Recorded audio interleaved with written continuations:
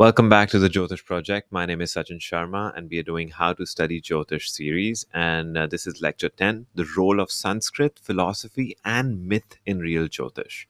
So, this is going to be an exciting one. Let's get started. So, the objective of this lecture is to understand Jyotish deeply, which is always the objective. So, one must appreciate its foundation in Sanskrit's precision and as the sole language of Jyotish, various profound and complex philosophical frameworks, and the rich symbolic language of myth, which is a psycho-mythic framework. So, we must appreciate its foundations in Sanskrit, in the various profound and complex philosophical frameworks, and the rich symbolic language of myth. So, this lecture explores how these things integrate to create a grounded vision of Jyotish and why ignoring them leads to superficial, fragmented, and ineffective studies and practice, which is the last thing that we want. So, these are the 6 sections we're going to cover. Sanskrit as the language of Jyotish, Sankhya philosophy, which is Sankhya, which is metaphysics that could be one translation to make it understandable, though Sankhya is just Sankhya, Yoga and Vedanta, myth as a symbolic framework, how these elements integrate into astrological interpretation, consequences of ignoring language, philosophy, and myth. So let's get started.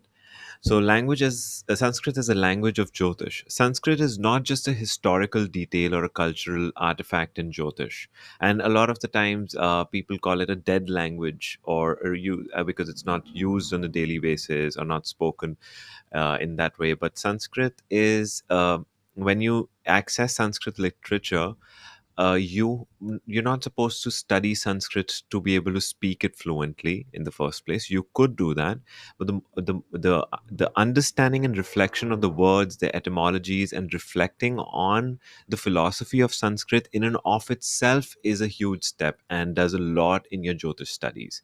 So when I speak of Sanskrit as something so important for Jyotish, I do not mean that you need to start taking courses and lessons and create a huge barrier in your studies as a beginner to start learning Sanskrit. I mean, what I mean is to understand that Jyotish is has to be understood as the word itself. The word Jyoti has to be reflected on, and we must not immediately translate it to Vedic astrology and start going in that direction. So we need to cultivate a sort of a relationship with Sanskrit. That's all I mean. And this relationship could just be mean having 10 or 20 or 30 or 50 words that are most used and most important to Jyotish. Just having philosophically understood those words clearly is more than enough. Words like bhava, graha, rashi, jyotish, kal, prakriti, purush, all these ideas about the word yoga, the word or all the Sanskrit names of all the grahas, Surya, Ravi for sun, Mangal, Kuja for Mars, Bhauma, which is the son of the earth, Bhumi, as things like that. So reflecting on just those basic terms and the sutras that we study in Brihat Parashara Shastra, Parashara, those kinds of those are the important Sanskrit words and Sanskrit things that we need to know. We don't need to learn Sanskrit to be able to speak it fluently and things like that. No, Sanskrit as a language of Jyotish. Let's continue this. So, why does Sanskrit matter? Because Jyotish deals with layers of meaning, nuances, from physical phenomenon to metaphysical principles. So it goes from the very basic, gross, obvious to the very subtle, nuanced, and heartfelt things. So only a language as precise, flexible, and rich as Sanskrit can capture these nuances without distortion. Latin is another very beautiful language which captures a lot of metaphysical ideas, but Sanskrit is absolutely brilliant, as you probably already are aware. So, for example, words like graha carry meanings beyond planets, indicating a force that grasps or seizes attention. Planet comes from planetes, which means wanderers, so just things that are moving in the sky. Khechara, we call it khecher, things that are moving. Or gochar, from which the word gochara comes, chara, to moving. So The idea is that graha is seizing, grasping what? Consciousness, attention, each other, influence. There's an ontological implication immediately. There's an existential, structural, psychometaphysical implication in the word graha, which is not obvious in the word planet. So that's what I mean. These are very important reflections, Sanskrit reflections. So terms like dasha signify state or condition of time, not just a period. A condition of time, a condition of being, a mode of being, modulation of being. Concepts such as avastha describe states of being or mood, not just fixed positions, fixed states. Uh, Literal translations often miss this depth, leading to misunderstanding. So, the structure of Sanskrit with its roots, prefixes, suffixes allow for layered interpretations and multiple perspectives, inviting student into an ongoing dialogue with the text. And as you'll understand and start going deeper into Jyotish, a lot of the unavailable etymologies, you'll be able to curate deeper etymologies even.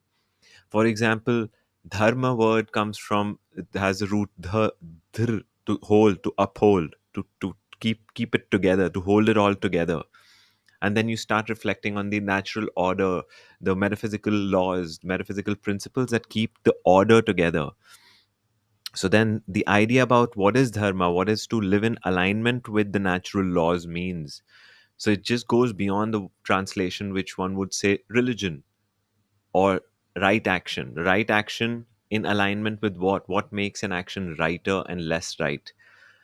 What are the metaphysical laws? And that those are the things we are reflecting in Jyotish. So Sanskrit is absolutely mind blowing and absolutely foundational and important in study of Jyotish. And when I started my Vedic astrology studies and these Jyotish sort of studies, Sanskrit wasn't discussed. Sanskrit words weren't discussed. We were just told houses, signs, planets, and dashas were used, and Jyotish techniques and principles were used, but the philosophy was not grounded. So the understanding, the reflection, and your movement, your direction is in the wrong way. Though you are moving in a certain direction because you're learning principles and techniques and applying them, so it is a certain direction, but you're supposed to go north and you're going south. So, without engaging with Sanskrit students, we risk flattening Jyotish into a superficial thing, which it has become right now, losing the vision, living vision that it was designed to convey. Pratyak Shastra that it is designed to be, the direct experiential empirical thing that you test using the internal logic of Jyotish. So, in this way, Sanskrit is not a barrier to entry, and I don't want it to become a barrier of entry by emphasizing on the importance of Sanskrit. But I want to just say that we need to reflect. Even the word Sanskrit itself is profound. Sanskrit, which means that which is created consciously. So when you start studying Sanskrit and access the literature, you become more nuanced, philosophical, and conscious. It's consciously curated. It's carefully constructed is a better translation. So in this way, Sanskrit is not a barrier to entry, it is a gateway to deeper understanding. And that's what we want it to become. And we don't want to learn and just access a whole new. You could, if you have the time, energy, resources to get into Sanskrit studies, we all should. It's absolutely mind blowing, especially if you're interested in ideas around yoga, Jyotish, Ayurveda, Vastu, all of these things. So discover the Jyotish project community. I don't want to bore you. I don't want to take your time. Just you can pause the video for a second, read through this, and if it resonates, you just scan the QR code and you will be redirected to the community page, and you can just see. And if it's for you, you're most welcome to this community. So thank you for that. I don't want to take more of your time and bore you with this because I know you'd want to skip this bit. So Sankhya philosophy. At the heart of Jyotish lies an implicit metaphysical framework drawn from Sankhya philosophy. Sankhya is very, very important, which provides the ontology, the study of being and its structural components, and that underpins the system. And Jyotish itself is form of a sort of a Sankhya, which is rooted in the temporal dimension, the time based. This if Sankhya gives us the basic components, the structure, Jyotish gives its dynamics and interactions, and its application into a real world. And same is with Ayurveda and stuff. It derives its roots are all in Sankhya. And there are all kinds of ideas around, oh, it's a dualistic, it's non-dualistic, there is astic, Gnostic. These are all false ideas. The whole astic, Gnostic dichotomy is wrong. Uh, and if you want to know why it's wrong, please comment below that I want to know why this dichotomy is wrong, and I'll respond to that comment explaining why.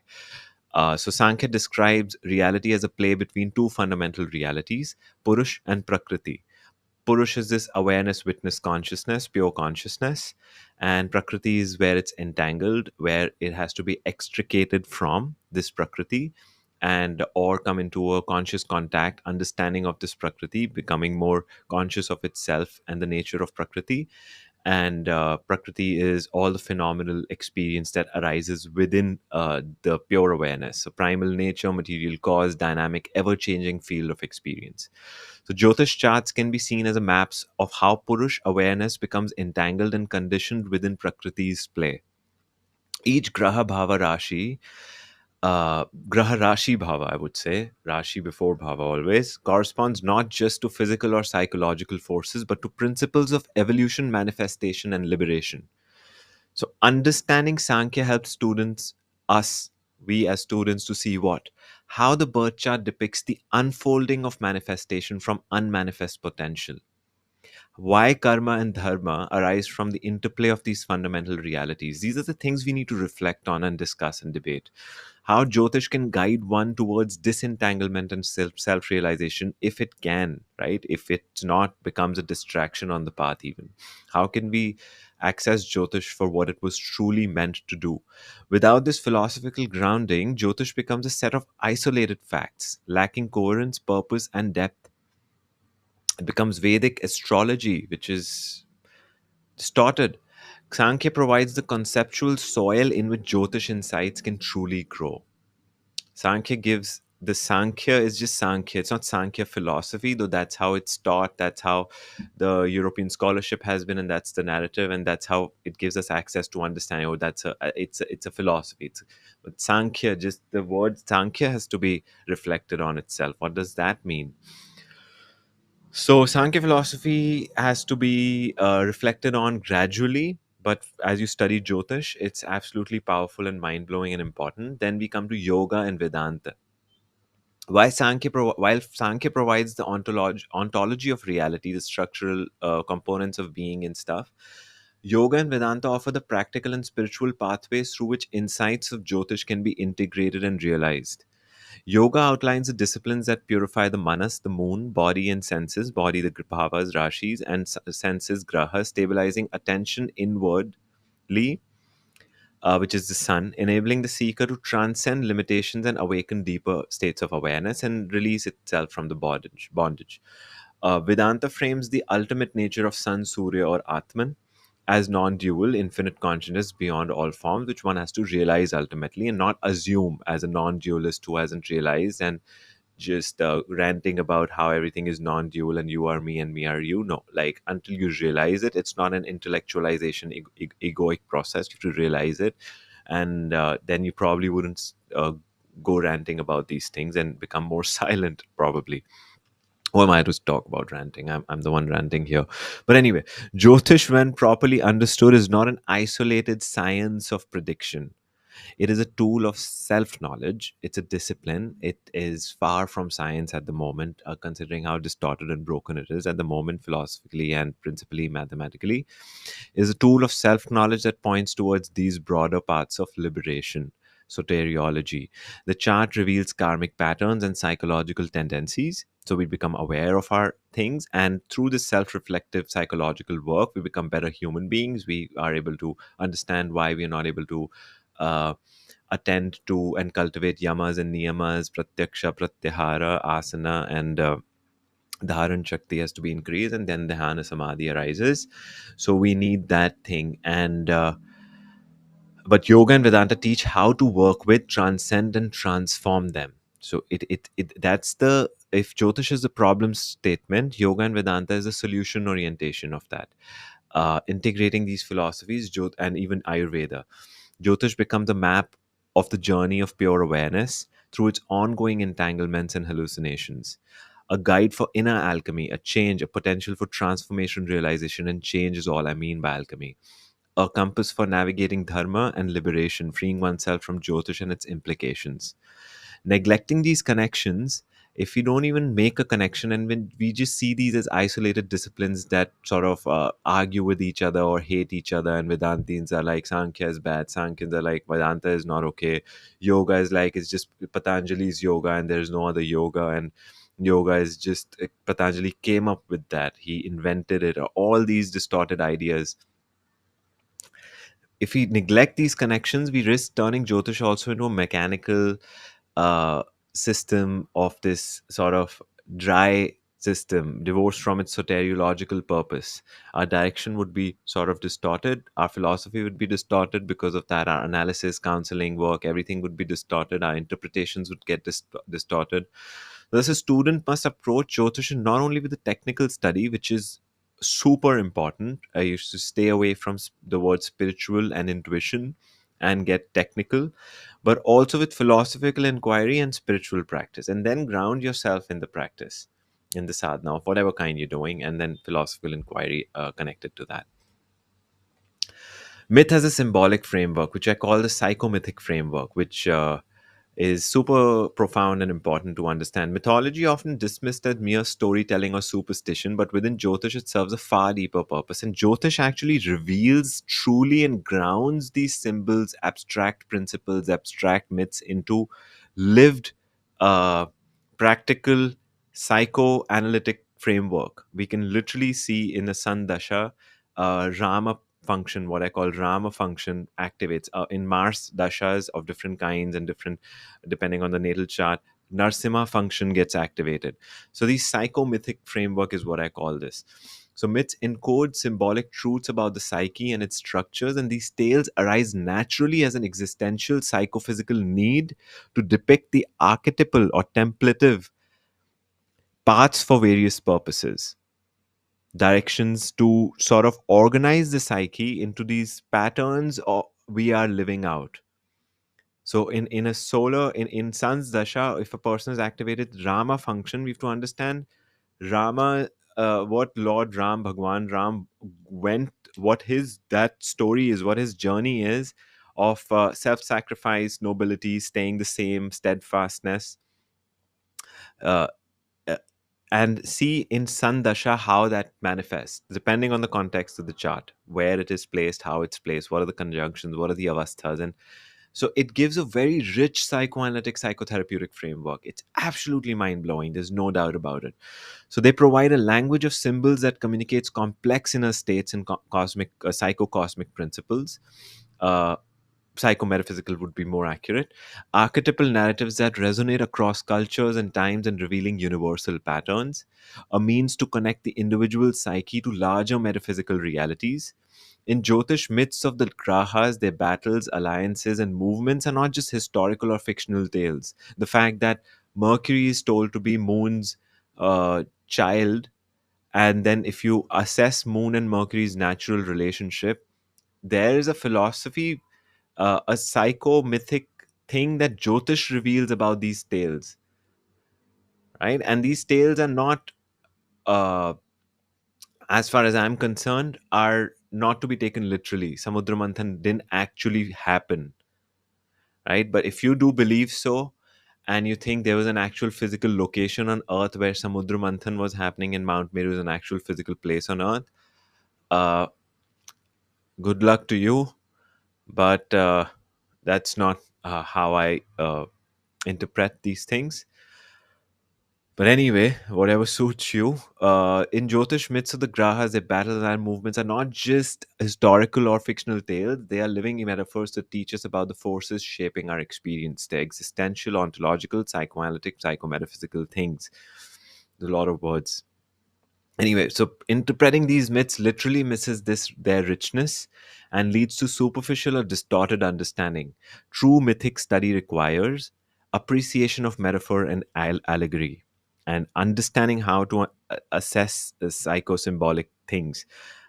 So Jungian, Carl Gustav Jungian ideas, collective unconscious, Maha Achetan Man, and all of these things have to be contemplated and taught and studied, which are not usually while we're studying Jyotish. It's so profound. It's so profound. And so But it's so weird that that bit is just weird that we don't.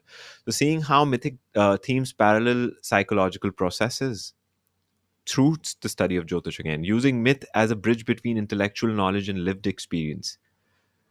So engaging with Jyotisha's mythic dimension deepens insight and connects the student to its timeless or time wisdom. It's not timeless because things are going to shift and solar system's going to evaporate.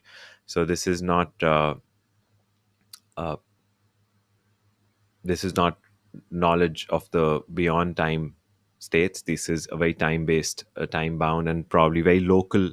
Uh, the metaphysics that we study in Jyotish is very local to our solar system. Other solar systems where there's probably life has their own Jyotish, own metaphysical systems, and the dynamics and structures and stuff. But as far as I'm concerned, that's how I interpret it. And tell me what your thoughts are about that. So, how these elements integrate into interpretation, how these ideas integrate into interpretation. The power of Jyotish arises from the integration of language, philosophy, and myth into its interpretive framework. So, that's the power of Jyotish. It takes philosophy, psychology, mythology, linguistics, and everything and creates this profound thing. When you read a chart, you decode Sanskrit terms with their layered meanings, allowing precision and subtlety. You apply philosophical principles like Sankhya's Purusha, Prakriti, Satkaryavad, which is causality, causation, etc., to understand karmic dynamics, interconnection, interrelatedness of all things, interdependence, what Buddhists call interdependence. You recognize mythic patterns, archetypes, and narratives that reveal psychological processes. So it's also rich. It's such a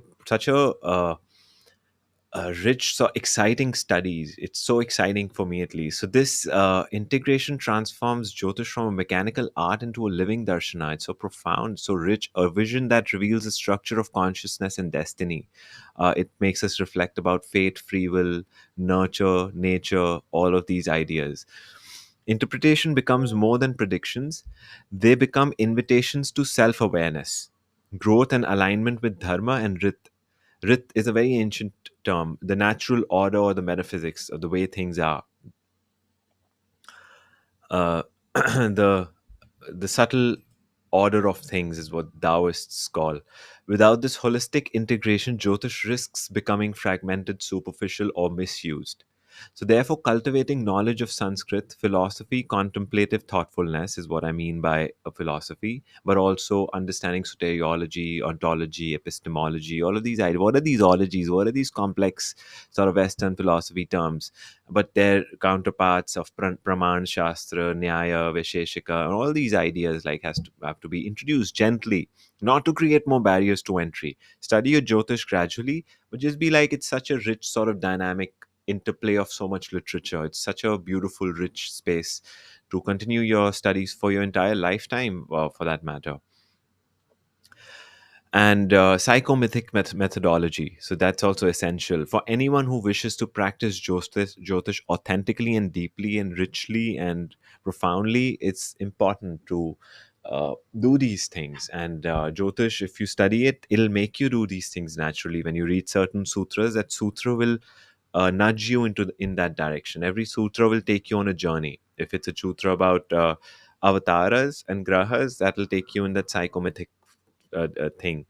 If the sutra is about vata, pitta, kapha, and the grahas or gunas, let's say the sattva, rajas, and tamagun. So if it starts moving in that direction, it will probably and make you enter the world of Sankhya a little bit, because Sankhya mentions the trigun and things like that. And if it speaks of the Pancha Mahabhutas, it'll take you in a certain direction. Then Ayurvedic ideas, Vata, Pitta, Kapha ideas will take you into Ayurveda. Every sutra will take you somewhere. That's the profound thing about Jyotish. Is the eye of with knowledge Veda,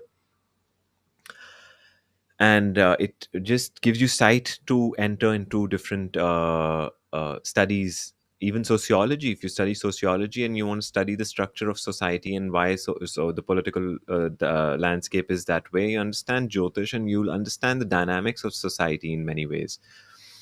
So that's why we need this integrative framework, and then our interpretations become more profound of the subject itself, of the discipline itself. So, consequences of ignoring language, philosophy, and myth is that when students or practitioners neglect the role of Sanskrit and philosophical contemplation, thoughtfulness, myth, Jyotish becomes what? It becomes superficial, which we know how it is, reduced to mechanical calculations, generic predictions without depth, and people are, oh, Sun in Libra, you're like this, Mercury here, you're like this. Fragmented, treated as isolated techniques rather than a coherent and unified system. So it becomes very fragmented, isolated techniques. There's KP astrology, which is a whole different thing, and it doesn't. It's just, it just, it's distorted. Which is the next point. Distorted misinterpretations proliferate when linguistic nuance and symbolic layers are missed. So, reflection is not made on the idea that Jyotish is primarily to be used actually just for psychoanalytic work, for self-awareness, so that you can cultivate yourself to become a better human being and cultivate and evolve your consciousness in some ways, so that you throw Jyoti onto your unconscious structure, which is your prarabdha karma. Cultural appropriation, which is stripped of its philosophical and spiritual roots, it loses integrity and becomes a commodity, which is okay. Commodification is part of the thing, but that's not the goal. That's means so that you can continue your work and you can feed your family and stuff. But it cannot be stripped of its original purpose because that's the situation, circumstance we live in. Ineffective. Without a deep foundation, Jyotish fails to serve its true purpose. And then how ineffectiveness is shown is that you become a numerologist along with Jyotishi, you become a theta healer, or you become like a palmist, and you take a person's birth data and you're like, oh, you're born in 13 number, so that's why astrology is like this. That's not Jyotish. It's all because your Jyotish has become impotent, ineffective. So these ideas are introduced of wanting to be a face reader, tarot reader, along with Jyotish, so that you can do that. So that Jyotish is actually Vedic astrology. That's not Jyotish. Sorry, forgive me. These consequences not only diminish Jyotisha's power, but also damage its reputation and the experience of seekers. So people are they get they're gullible and they get taken advantage of, and we are fragile and we need something to guide us in this dark empty void that we are sort of floating around in. And Jyotish has become the gold standard of superstition and scam artistry. So it's pretty bad. And thus embracing Sanskrit deeper philosophies and psycho-mythic framework is not optional. It is essential for authentic and effective study and practice, and that is our absolute goal. That is what we want. So it is. This is we don't want that consequence. So part of it is study with a structure, with a community, and that's why I've created the Jyotish project. And if it resonates with you, please, you're welcome. You can scan that QR code, go back in the video, and see if it's something that you'd like to be a part of. Thank you so much if you stuck around and listened to the whole lecture. Uh, and always appreciate it. Share your thoughts about this, what we discussed in this lecture in the comments, and so that everyone in the community, everyone can learn from each other and understand and reflect together in some sense. And thank you so much. I'll see you in the next lecture.